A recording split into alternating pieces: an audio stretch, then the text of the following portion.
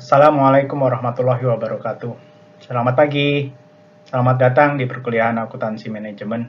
Hari ini kita akan mulai berkenalan dengan akuntansi manajemen dan kita akan mulai dengan bab pertama, pengantar akuntansi manajemen. Perkuliahan ini memakai buku teks utama dari Mowen, Hansen, dan Heidger, Cornerstones of Managerial Accounting edisi kelima. Ada beberapa learning objective yang akan kita bahas untuk chapter pertama ini. Saya agak sedikit balik urutannya. Yang pertama nanti kita akan membahas terlebih dahulu latar belakang sejarah dari perkembangan akuntansi manajemen. Baru kemudian kita akan bicarakan sebenarnya akuntansi manajemen itu apa sih, informasi apa yang kemudian ditawarkan dan yang membedakannya dengan akuntansi keuangan. Kita juga akan belajar, kalau kita lihat di sana, learning objective yang ketiga kita akan melihat proses manajemen itu seperti apa. Baru kemudian kita akan membedakan antara akuntansi keuangan dan akuntansi manajemen. Yang terakhir, kita akan melihat, mungkin mengambil cuplikan satu atau dua fokus atau isu-isu terkini yang sekarang berkembang di akuntansi manajemen atau yang cukup menarik untuk dibicarakan. Chapter pertama ini akan saya bagi menjadi dua video. Video pertama akan lebih fokus membahas tentang 3 learning objective yang paling awal, yaitu latar belakang sejarah, informasi akuntansi manajerial, dan juga proses manajerial itu sendiri. Sedangkan learning objective yang keempat dan kelima saya akan taruh di video yang kedua. Kalau kita lihat cuplikan wajah saya juga saya sudah hilangkan supaya kalian bisa fokus pada materi yang ada pada video ini. Kita mulai dari latar belakang sejarah akuntansi manajemen. Nah, sebelum kita membahas itu, kita harus melihat terlebih dahulu latar belakang dari akuntansi keuangan, latar belakang sejarahnya. Nah, akuntansi keuangan itu muncul ketika mungkin tonggak sejarah pertamanya itu muncul ketika manusia mulai memakai double entry bookkeeping. Ketika manusia memulai memakai debit kredit untuk mencatat aktivitas ekonominya. Nah, itu mulai kapan? Itu mulai dari abad ke-11. Jadi mulai berkembang ketika Kekaisaran Romawi itu runtuh dan masyarakat pedagang itu mulai muncul dan menjadi kekuatan utama, tidak lagi kekuatan bangsawan yang memegang peran. Nah, itu kemudian berlangsung berabad-abad. Perkembangan berikutnya, kalau kita lihat, itu kemudian berhubungan dengan revolusi industri. Jadi, kita mulai lihat revolusi industri. Nah, revolusi industri yang pertama itu dimulai dari mesin yang digunakan manusia untuk mempermudah produksi barang dan jasa. Itu terjadi di abad ke-18. Sedangkan industri kedua itu, industri 2.0 itu tonggaknya ketika manusia mulai menggunakan proses produksi massal, mass production kalau kita lihat di sana. Dan di sanalah muncul Revolution Industry 2.0. Revolusi Industri 3.0 yang baru saja berlalu itu ketika manusia menggunakan komputer, ketika menggunakan teknologi informasi untuk kembali lagi mempermudah dan meningkatkan efektivitas dan efisiensi produksi mereka. Sedangkan Revolusi Industri 4.0 yang kemudian sekarang ini kita mulai alami dan apalagi sangat-sangat akhir-akhir ini terdorong oleh perkembangan terbaru pandemi, itu sangat kita rasakan di mana perusahaan tidak lagi bisa mengandalkan cara berproduksi konvensional, atau channel distribusi yang konvensional, tetapi mereka harus mengandalkan revolusi digital dalam memproduksi dan juga memasarkan produk mereka. Ini yang kita alami sekarang ini. Nah, apa hubungannya dengan akuntansi manajemen? Jadi, kalau kita lihat sebenarnya Di sini akuntansi keuangan atau financial accounting itu bermula ketika ada revolusi perdagangan tadi ya, merchant society-nya muncul. Jadi kalau kita lihat itu umurnya sudah cukup lama, berabad-abad, mulai dari abad ke-11. Kalau saya ditanya, akuntansi manajemen itu munculnya kapan? Maka akuntansi manajemen itu munculnya ketika manusia mulai mengenal akuntansi biaya. Nah, akuntansi biaya ini muncul karena salah satu sebabnya karena adanya revolusi industri yang pertama. Jadi, letak akuntansi manajemen ada di sini. Jadi, mulai dari revolusi industri yang pertama. Memang sudah cukup lama, tapi tidak selama akuntansi keuangan. Mowen, Hansen, dan Heidger sendiri meng-highlight beberapa tahun penting yang berkaitan dengan latar belakang sejarah akuntansi manajemen. Kita mulai di tahun 1800-an sampai 1925-an, ini muncul sistem akumulasi biaya yang sampai sekarang kita masih gunakan. Muncul yang namanya proses costing. Nah, di tahun 1900-an awal juga muncul fokus untuk memanage lebih baik persediaan. Jadi di tahun 1925-an, kalau tidak salah itu muncul teknik-teknik yang berkaitan dengan EOQ, Economic Order Quantity, dan Reorder Point. Ini yang sudah dibahas di mata kuliah akuntansi biaya. Di tahun 1950-an, 60-an ada dorongan untuk memperbaiki sistem akumulasi biaya supaya lebih akurat, dan perkembangan ini, sekarang ini, sistem yang lebih baru ini kita kenal dengan nama Activity Based Costing. Di tahun 80-an, 90-an, ini ada lagi-lagi dorongan untuk merubah praktek dan karakteristik akuntansi manajemen, tidak lagi fokus ke profit saja, tetapi juga memasukkan aspek-aspek yang berkaitan dengan sustainability atau kebersinambungan. Sebelum kita lihat informasi akuntansi manajemen itu seperti apa sih, maka saya punya ilustrasi atau analogi sederhana. Jadi saya membayangkan perusahaan itu seperti sebuah bis, bis antar kota. Di sini ada dua pihak, ada mereka yang ingin menaiki bis dan ada yang mengendalikan bis alias Pak Supir. Mereka yang kemudian tidak mengendalikan, atau di sini pihak eksternal, tentu saja tidak cuma penumpang, tapi ada penumpang potensial yang ingin masuk atau ingin menggunakan, dinas perhubungannya, polisi, masyarakat pengguna jalan. Informasi apa kira-kira yang dibutuhkan oleh pihak-pihak eksternal ini? Kalau kita membicarakan bis, alih-alih perusahaan, maka mereka mungkin butuh informasi tentang trayek. Ini bisnya mau kemana, dari mana? Dinas perhubungan juga butuh itu. Terus fasilitas untuk penumpangnya apa? Apakah ada AC-nya, tempat duduknya seperti senyaman apa, kapasitasnya bagaimana. Pak Polisi, Dinas Perhubungan juga mungkin perlu tahu ini bis layak jalan atau tidak, aman atau tidak.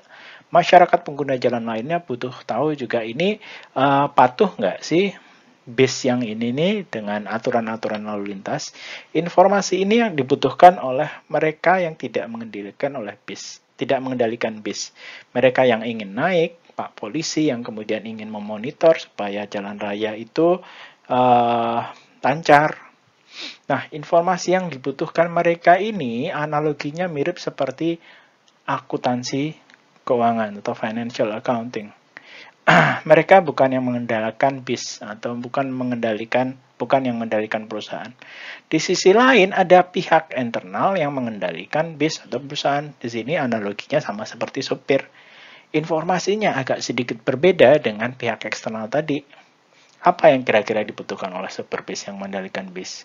Mereka mungkin perlu tahu ini bisnya layak jalan atau tidak, performanya bagaimana, masih kuat nggak diajak nanjak gunung. Terus mungkin mereka juga butuh peta, Google Map. Mereka mungkin juga butuh informasi untuk membantu mereka mengendalikan bis ini untuk mempermudah gitu ya. Jadi kalau kita lihat kebutuhan informasinya berbeda. Dan ini analog dengan managerial accounting atau akuntansi manajemen. Ini bukan permasalahan baik, buruk, bukan permasalahan mana yang lebih oke, mana yang tidak lebih oke, tetapi permasalahan perspektif. Kalau pihak eksternal, maka akan lebih baik informasinya itu atau lebih diakomodasi oleh akuntansi keuangan. Sedangkan pihak internal, karena mereka yang mengendalikan perusahaan ini, mereka akan jauh lebih diakomodasi kebutuhan informasinya oleh akuntansi manajemen. Analogi tadi mengantarkan kita ke tujuan sistem akuntansi manajemen. Jadi sebelum akuntansi manajemen ini muncul, yang ada adalah akuntansi keuangan. Akuntansi keuangan ini dengan outputnya berupa laporan keuangan itu tidak mengakomodir dengan baik kebutuhan informasi pihak internal. Jadi bisa dipakai, bisa, tetapi terbatas. Nah, muncullah akuntansi manajemen yang memang fokus utamanya adalah untuk para manajer atau para pihak internal. Mowen, Hansen, dan Heidger itu menyebutkan bahwa ada 3 tujuan sistem akuntansi manajemen ini, tetapi saya merangkumnya kembali menjadi 2 saja. Yang pertama adalah menyediakan informasi terkait biaya, mulai dari biaya produk, terus atau biaya-biaya yang lain yang menjadi ketertarikannya para manajer. Bisa biaya proyek, bisa biaya pelanggan, dan seterusnya. Tergantung kemudian mereka menginginkan informasi biaya apa. Yang kedua adalah menyediakan informasi yang berkaitan atau bisa membantu mereka dalam menjalankan, mengelola perusahaan dengan baik.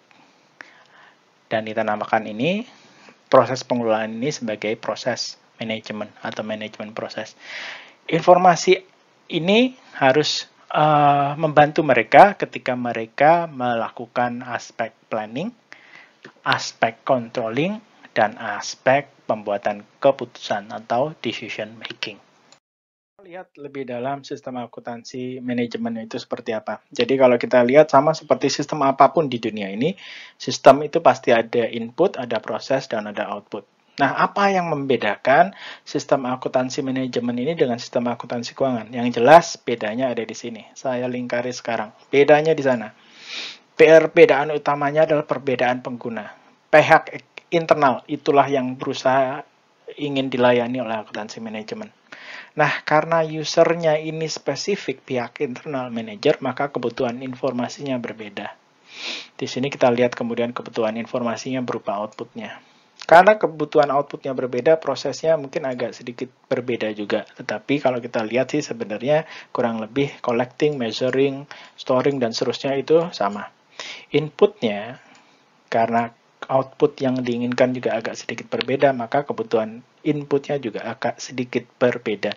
Nanti kita akan bahas ini ketika kita bicarakan perbedaan akuntansi keuangan dengan akuntansi manajemen. Cuma kurang lebih begini, pada intisarinya. Kalau kita ngomongin akuntansi manajemen, usernya adalah manajer, pihak internal. Nah, pihak internal manajer ini lain waktu akan lain juga kebutuhan informasinya. Lain tempat, lain perusahaan juga akan berbeda kebutuhan informasinya. Inilah kenapa kemudian kalau kita lihat di sini ada beberapa contoh output begitu ya. Ini cuma contoh beberapa contoh saja karena kebutuhannya akan berbeda untuk kepentingan yang berbeda. Lain waktu, lain tempat, berbeda.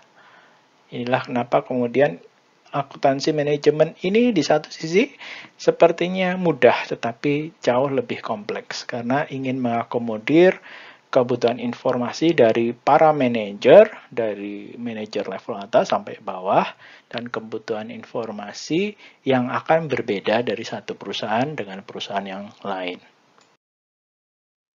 Sebelum membahas lebih dalam tentang proses manajemen, kita rekap sedikit tentang tujuan sistem informasi akuntansi manajemen. Tadi yang pertama menyediakan informasi biaya dan yang kedua menyediakan informasi yang berkaitan dengan proses manajemen. Nah, yang pertama dulu, kenapa kok biaya, informasi biaya yang diperlukan? Apa sih pentingnya biaya? Kalau kalian lupa, tolong cek kembali kuliah akuntansi biayanya. Cuman singkat katanya begini, informasi biaya ini penting karena tanpa itu perusahaan tidak akan tahu kinerja mereka seperti apa. apakah untung, apakah rugi, kan hanya bisa dihitung apabila mereka tahu biayanya kan. Mereka juga tidak akan tahu ini hemat atau boros, ini sesuai target atau tidak apabila kemudian informasi biaya ini tidak diketahui dengan baik. Singkat katanya begitu. Nah, sekarang kita fokus ke proses manajemen. Tadi proses manajemen ada 3. Yang pertama, planning. Yang kedua, controlling. Dan yang ketiga, decision making. Nah, berkaitan dengan planning, kita bahas ini terlebih dahulu. Planning, mau planning apapun itu, biasanya berkaitan dengan 2 hal. Ibaratnya kalian merencanakan liburan. Apa yang harus ditentukan kalau ingin merencanakan liburan? Yang pertama, tentu saja biasanya mau kemana, tujuannya, destinasinya. Kalau sudah, maka kita perlu menentukan juga caranya ke sana seperti apa. Jadi, planning, aspek perencanaan apapun selalu berkaitan dengan 2 hal ini. Yang pertama adalah setting objektif, menentukan tujuan, dan yang kedua menentukan atau mengidentifikasi terlebih dahulu, terus menentukan bagaimana cara kesananya, methods to achieve those objective. Jadi ada 2 yang harus ditentukan. Yang pertama menentukan tujuan, yang kedua adalah menentukan cara untuk mencapai tujuan tersebut. Nah, sebelum kita membahas rule of thumb of planning atau aturan umum dari perencanaan, saya ingin sedikit share saja. Saya suka ngajar akuntansi manajemen. Kenapa? Karena gini, konsep-konsep yang kita akan temukan di akuntansi manajemen itu tidak perlu menunggu nanti ketika kita sudah kerja. Kalian bisa terapkan ini dalam kehidupan kalian sekarang juga. Termasuk aspek planning ini. Kalau kalian merencanakannya dengan baik, mestinya kemudian dan kalian jalankan, implementasikan itu dengan baik juga, maka mestinya pengelolaan hidup, pengelolaan liburan kalian ya kemungkinan akan berjalan dengan baik juga. Jadi saya suka ngajar ini karena saya juga suka sharing pengalaman gitu. Ini loh cara merencanakan yang baik gitu. Nah, sebelum kita ngomongin rule of thumb of planning, nanti ada 2 yang ingin saya share. Saya perlu bertanya ini. Saya beberkan aja ya. 2 pertanyaan ini. Punya nggak target IPK untuk semester ini? Kalau punya, saya perlu bertanya. Angan-anganmu tadi ya. Saya ingin 3,5 Pak semester ini. Saya perlu bertanya berikutnya. Bagaimana kamu menentukan targetmu tadi 3,5 IPK untuk semester ini atau IP semester ini? Dari mana asalnya? Kebanyakan dari mahasiswa yang ketika saya tanya seperti ini, dari mana asal angka tersebut, banyak dari mereka yang kemudian menjawab, Pak, karena semester yang lalu IP saya itu 3,3. Jadi kalau bisa semester ini 3,5. Oke, berarti kebanyakan dari kalian begini. Sasaran IPK-mu itu banyak yang berasal dari capaian semester lalu. Oh, karena kemarin 3,3, saya semester ini 3,5, Pak. Oke. Saya gambarkan kemudian cara berpikirmu seperti ini. Di slide berikutnya. Nah, cara berpikirmu kalau seperti itu kurang lebih begini. Bayangkan kamu saat ini ada di Surabaya. Sedangkan 1 jam yang lalu kamu ada di Bangkalan. Jadi sekarang kamu ada di sini. Di Bundaran Waru ini. Terus 1 jam yang lalu kamu ada di Bangkalan di sini. Saya minta kalian untuk menentukan 1 jam lagi kamu harus sampai mana. Saya ulangi, 1 jam yang lalu kamu di Bangkalan, saat ini kamu di Surabaya. Terus saya minta kalian untuk menentukan 1 jam lagi kamu harus sampai mana. Kalau memakai logika berpikirmu yang tadi, kamu menentukannya berdasarkan 1 jam yang lalu saya dari mana? Oh, 1 jam yang lalu saya dari Bangkalan. Berarti dari Bangkalan ke Surabaya itu ke selatan. Dengan analogi yang sama, 1 jam lagi kamu harus sampai mana? Mungkin 1 jam lagi kamu harus sampai Lawang. Gitu ya. Agak aneh nggak cara berpikir seperti ini? Menurut saya aneh. Kenapa? Karena begini, kalau masa lalumu oke, baiklah gitu ya. Tetapi mestinya ini kurang pas. Kenapa kok kurang pas? Karena mestinya apa yang ingin saya raih 1 jam lagi, 1 tahun lagi, 2 tahun lagi, itu tergantung sebenarnya dalam jangka panjang saya ingin kemana sih, saya ingin meraih apa. Bukan berdasarkan 1 jam yang lalu, 1 semester yang lalu saya capaiannya bagaimana. Jadi ini sangat tergantung pada cita-citamu dalam jangka panjang itu seperti apa. Jangan tergantung kemarin aku berapa. Jangan tergantung itu saja. Ini agak aneh, bilang saja kalau kemudian kalian tujuan akhirnya adalah Semarang. Di sini. Kan ya agak aneh, kenapa kamu mampir dulu ke Lawang, orang tujuan akhirmu adalah ke Semarang. Ya kalau kamu sekarang sudah sampai Surabaya, ngapain kamu mampir ke Lawang? Ya mending kamu langsung aja naik tol sini, dan langsung menuju Semarang. Nggak perlu mampir ke Lawang. Gitu ya. Sehingga kalau kita lihat rule of thumb yang pertama dari perencanaan adalah tolong pikirkan long term-nya dulu. Kamu ingin kemana dalam jangka panjang? Baru dari sana kalian kemudian tarik mundur. Kalau begitu, karena 3 tahun saya ingin ke sana, 5 tahun saya ingin ke sana, maka setahun ke depan saya harus ini. Saya harus melakukan ini, targetnya ini. So, rule of thumb yang pertama adalah start from long-term perspective. Jadi, tolong pikirkan dalam jangka panjangnya apa tujuanmu. Kalau sudah, baru kemudian ditarik mundur. Short termku seperti ini. 1 tahun ke depan saya harus meraih ini, semester ini saya harus meraih ini. Rule of thumb yang kedua yang ingin saya share adalah tolong bedakan dengan baik antara objektif, tujuan, dengan how to achieve it. Means to achieve it. Tolong bedakan antara tujuan dengan cara. Tolong bedakan antara objektif dengan methods-nya. Kita agak sedikit sulit membedakan ini, terutama orang Indonesia. Termasuk saya ini. Cuma saya lagi-lagi pakai analogi. Yuk kita bedakan antara objektif dengan methods atau how to-nya. Tolong bayangkan kamu objektif, tujuan, sasaran, cita-citamu 3 tahun dari sekarang mau meraih apa sih? Kebanyakan dari mahasiswa yang saya tanya seperti ini jawabannya kurang lebih ya kira-kira 3 ini. Yang pertama, Pak, saya ingin kerja di multinational company. Oke, caranya gimana? Nah, belajar, Pak, punya prestasi. Oke. Ada ya juga yang biasanya menjawab, saya ingin jadi pengusaha, Pak. Oke, baik. Caranya mulai berbisnis nanti, terus kemudian nambah network. Oke. Ada juga yang jawab, Pak, saya nggak mau muluk-muluk, saya cuma ingin nikah. Oke, boleh juga. Terus caranya cari calon yang pas, Pak. Oke. Gini, bagi saya nggak ada objektif yang nggak pas, nggak bagus gitu. Itu tergantung kalian bener. Cuman menurut saya ada objektif yang ditempatkan dengan baik dan ada yang tidak ditempatkan dengan baik. Kalau yang ini menurut saya ini adalah contoh-contoh yang tidak ditempatkan dengan baik. Kenapa begitu? Karena objektif ini saya masih bisa pindah ke sini dan masih masuk akal. Ini juga begitu, saya bisa pindah ke sini dan kalaupun saya baca, saya bisa masuk akal. Contoh nih, caranya belajar terus bekerja di multinational company. Kalau begitu pertanyaannya saya, kalau itu methodmu, strategimu, maka sebenarnya tujuanmu apa ya? Kalau kemudian how to achieve it-nya adalah mulai berbisnis dan kemudian menjadi pengusaha di sini, maka sebenarnya objektifmu apa? Begitu juga dengan menikah ini. Sebenarnya objektifmu apa? Kira-kira dapat nggak? Kira-kira apa objektifmu yang ditempatkan dengan baik? Sebenarnya begini.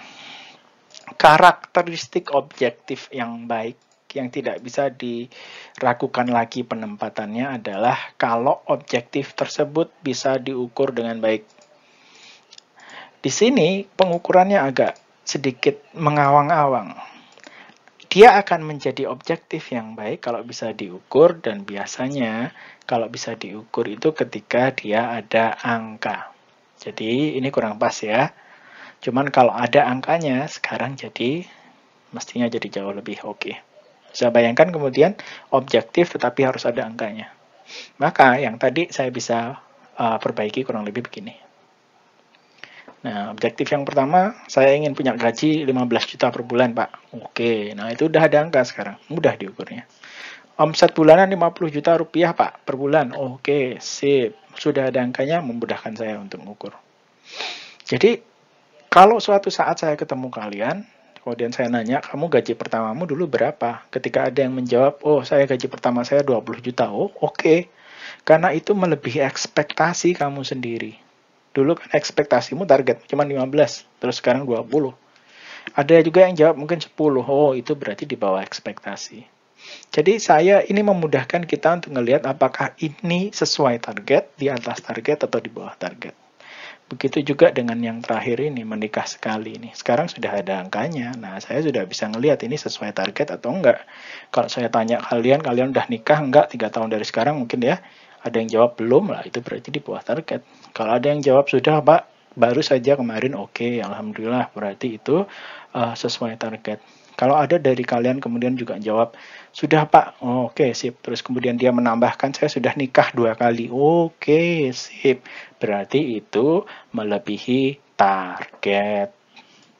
Oke, kita masuk ke proses manajemen yang kedua, controlling. Jadi kalau kita membicarakan controlling itu pasti berkaitan dengan planning. Jadi planning tadi kita punya apa? Plan, sesuai namanya ya, rencana. Kalau rencana ini diimplementasikan, dijalankan, maka pada akhirnya kita akan dapat realisasi. Aktualnya seperti apa? Ketika kita versuskan antara rencana dengan realisasi, let's say rencana harian, hari ini kita mau ngapain, terus realisasinya seperti apa, maka kita melakukan proses yang namanya controlling. Bisa harian, bisa mingguan, bisa bulanan. Jadi ketika kita versuskan antara rencana dengan realisasi, maka kita menjalankan aspek yang kedua.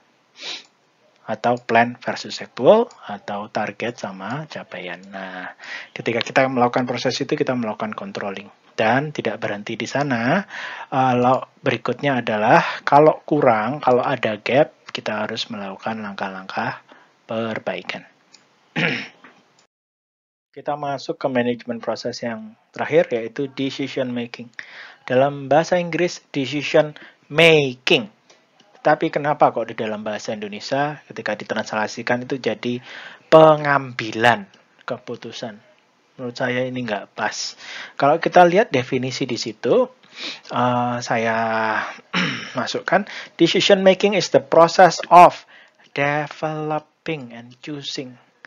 Yang namanya keputusan itu tidak asal ambil, tetapi harus secara sistematis dipikirkan, dikembangkan dengan baik alternatif solusinya.